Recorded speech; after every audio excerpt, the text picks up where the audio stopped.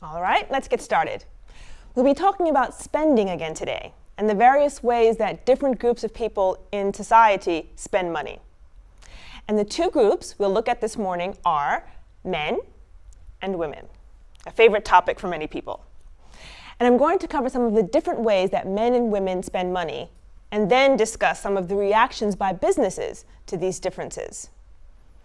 So we're going to see lots of differences, and the main reason I want to focus on gender differences in spending is because these differences are starting to have very big implications for marketers and advertisers. Now, I'm speaking in generalizations here, but traditionally, the wife and mother in a family has been the one in the family who has been concerned with taking care of the home and taking care of the children. So, for example, it's traditionally the woman in the family who thinks about preparing the food for the family or keeping the family healthy and warm, those kinds of things.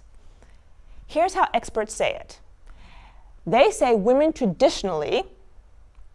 want to create a lifestyle. Now that means they tend to focus on the daily life of their family. Another way we can say this is women have traditionally focused more on now. So when we think about spending money, the traditional purchases made by women have been things like the daily food for the family, and the shoes, and the clothes.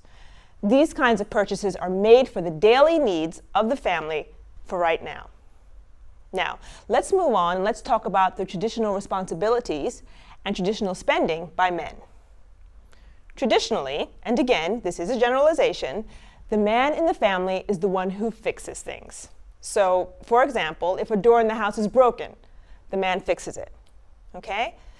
So now, when it comes to spending, well, men traditionally want to get those things that will last a long time and that don't need replacing or repairing. They're the ones who are concerned with the long-term value of purchases.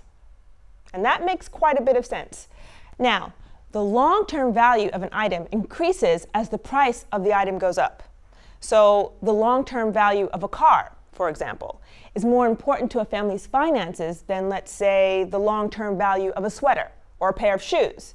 So items with a high long-term value have been important to men. So now we're going to look at big ticket items.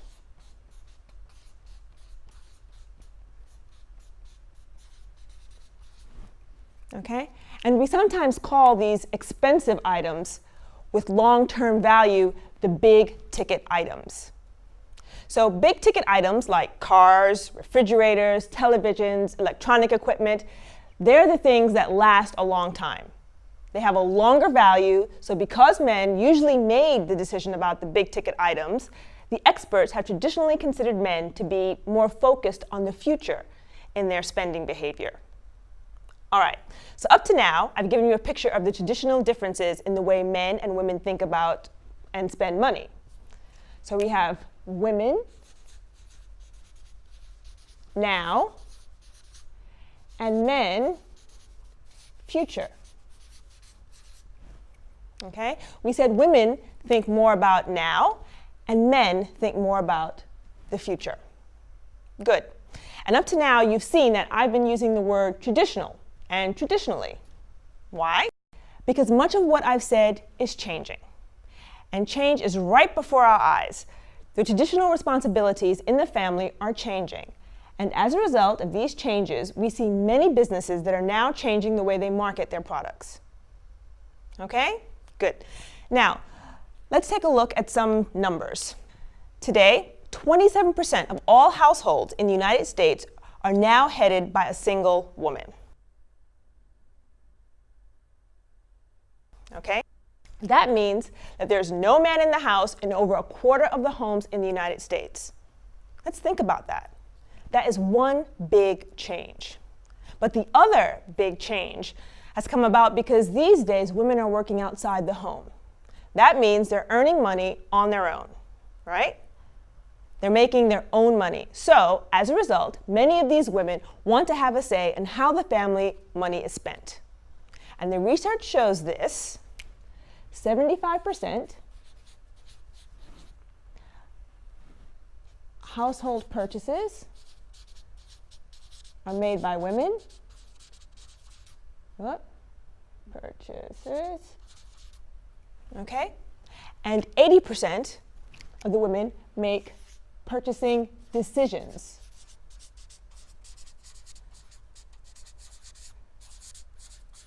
Okay? So this is done by women.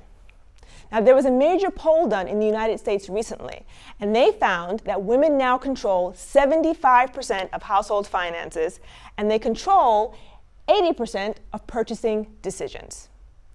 Now, let me share some more specific research. So 62% of women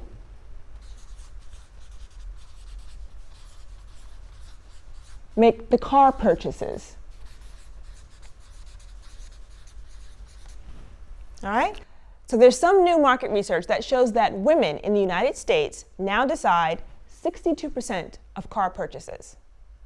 I'll add that we also have studies that shows that more and more women are helping to make the decisions about how to repair and improve the house as well. So all of this is telling us that they have helped to make decisions about some of the big ticket items that we mentioned before. Now, these are very important changes because if you remember, we said earlier, these used to be the purchases made by men. Well, not anymore. I think I've given you an idea of the change in men and women spending, and especially the change in the spending by women.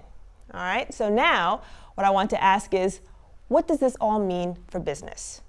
How has the business world responded? Okay, we have something called female economy. Okay, female economy is a way to talk about the new kinds of spending. Okay, the new kind of purchasing that's being done by women. And one big result of this female economy is a movement in more and more businesses to become more female friendly. Now, female friendly basically means to run a business that is more comfortable and more attractive to women. So, research shows that companies are discovering that women are making new kinds of purchases. They're buying products they didn't buy before, and companies are changing the way they market their products in order to try to appeal to their new consumers, women. All right, now I want to show you an excellent example of what I mean by female friendly. There's a car repair company that has shops all over the United States. It's called Jiffy Lube. Now remember, we said that women were starting to buy their own cars, okay? The people at Jiffy Lube wanted to be sure that women went to their company to have their cars fixed. So they made some changes in their business. To appeal to women, they built nice, comfortable waiting rooms with soft, comfortable chairs for their customers to use. Okay? They added magazines that women might like to read in the waiting room. And this is the interesting part. They taught their workers how to explain their car services clearly and carefully so that their new customers, women, could understand.